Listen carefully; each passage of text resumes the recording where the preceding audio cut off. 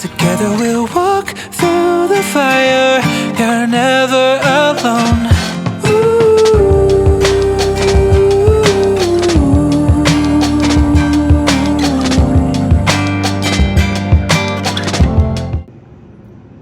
Hi, I'm Denny G, the in-arena voice of the Hershey Cubs. Mental health awareness means a lot to me.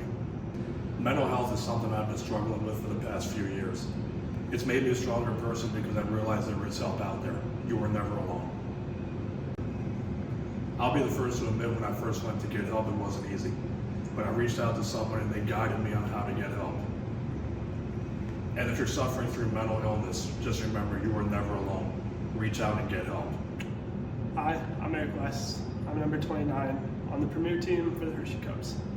So a special part of being a goalie is our equipment, and I have a special piece. I have my mask. This one I did just to highlight some of the struggles I had as I was younger. Big thing is just we get to showcase ourselves through our helmets. It's one of our unique parts, and I figured the best thing I could do was bring awareness to it. It's something people always see, always talk about. So I thought if I could do it on my helmet, that's something I'm always wearing, I'm always practicing in it.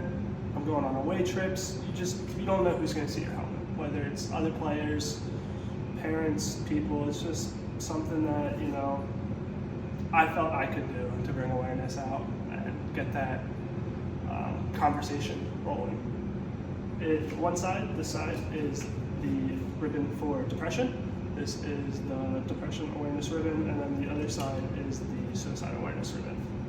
Again, just something that sadly go hand in hand. Up here is old school play masks. I had those just to symbolize, people tend to have, I guess you would say, like a shell. They tend to hide it well. It may seem fine on the outside, but inside people can be hurting. And I feel like this just is the perfect symbolization. It just shows that, people really just seem to put on a mask and hide that internal emotion. And then a lot of the smaller detail in here is just small messages I used to write on a helmet I used to have in Sharpie.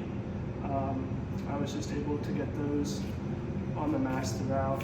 On the back, I have some other words such as 988, which is the mental health number.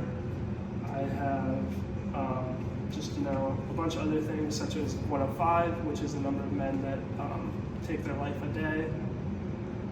Just stuff that I think people seeing it would really spark a conversation.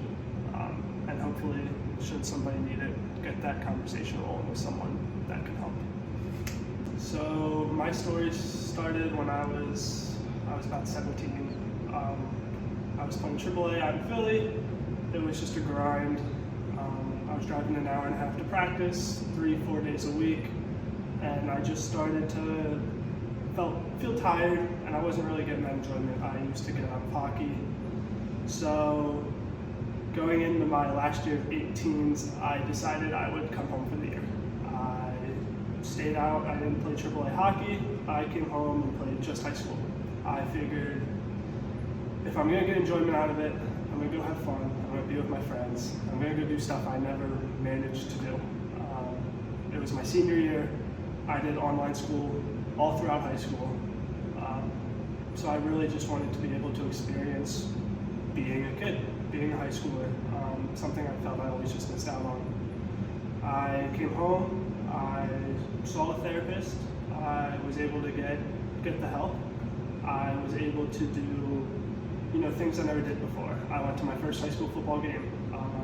I was a senior. That's a little odd. Most kids go and have fun, but that's just something I never had the time to do and the ability to do. I really just wanted to do stuff that I felt like I never did. Yeah, hockey was great, it was fun, but at a certain point you feel like you're not a kid. It turns into a job, it turns into a career. Came home, started seeing friends, doing stuff that I felt like I truly enjoyed outside of hockey. And it really just made me open up to, you don't have to be, I won't say a one-trick pony, but you can experience things in life. Go have fun, you can go do things, you can still like something and like something else. I still played hockey that year, and I ended up doing more stuff, and that's probably the happiest I've been up to that point. It's just getting out, having fun, and experiencing things, especially as a kid, because it's time you don't get back. You start to get older, you start to get more responsibilities. If you have that time, use it, and don't feel like you're just going and getting older with nothing really happening. But it's just something I've always tried to, be vocal on, open about. It's never something I really tried to hide, because it's an ugly truth. It happens. People don't like to talk about it. Slowly it's starting to become more mainstream. This wasn't a big thing that used to happen, or at least get talked about, but it's happening way too common now. So I just always tried to get that out there to hopefully, keep that going. And I just talk about, even with other kids, other goalies specifically, just have fun. Keep trying to have that mindset of having fun.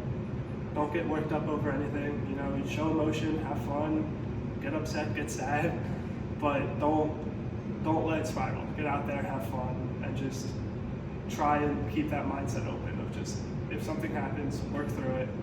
And if something does happen, there is help. It's not something you need to hide. It's not something you need to be ashamed of.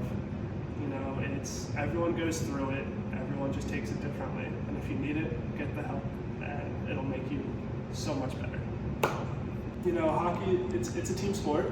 I, being the goalie, tend to not spend as much time with the players. But we're all brothers. We're all here for each other. We've all seen each other cry, whether it's girlfriends, hockey related. We're all here for each other, and they've always been with me. They've always stuck with me. My high school teammates, the year I came back, they were great. They did everything they could to help me, and then coming here was great. We're a big team. Everyone's great, and it's just, I feel like it's something you don't get in a lot of other sports. It's just the brotherhood, being able to look at somebody, tell them something, and know that they're not going to snitch, they're not going to say something. They're there for you. Even Courtney, our trainer, she was the one who last year I ended up going to see.